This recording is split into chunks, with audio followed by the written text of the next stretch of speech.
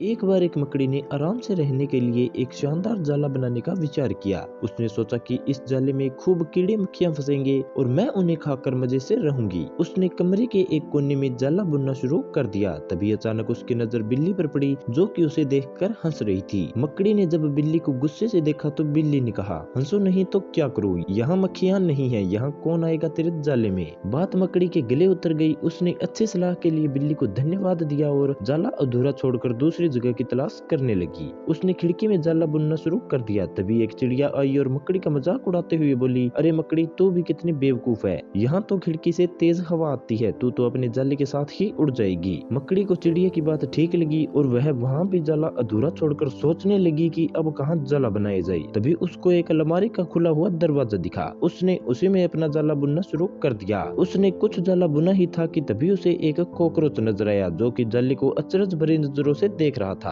और बोला, अरे यहाँ कहाँ जाला बुनने चली आई, यह तो बेकार की अलमारी है, अभी ये यहाँ पड़ी है, कुछ दिनों बाद इसे बेच दिया जाएगा और तुम्हारी सारी मेहनत बेकार चली जाएगी। यह सुनकर मकड़ी ने वहाँ से हट जाना ही बेहतर समझा। बार बार प्रयास करने से वह काफी ज्यादा थक चुकी थी। उसके अंदर और जाला बुनने की ताकत ही नहीं बची थी। उसे पछतावा हो रहा था कि अगर वह पहले ही अपना जाला बुन लेती तो अच्छा रहता। उसने पास से गुजर रही चिंटी से मदद करने का आग्रह किया। चिंटी बोली, मैं बहुत देर से तुम्हें देख रही थी, तुम बार बार अपना काम शुरू करती और दूसरों के कहने पर उसे अधूरा छोड़ देती, और जो लोग ऐसा करते हैं उनकी हालत ठीक यही होती है। और ऐसा कहते हुए वह अपने रास्ते चली गई और मकड़ी पछताती हुई उसे देखती रही।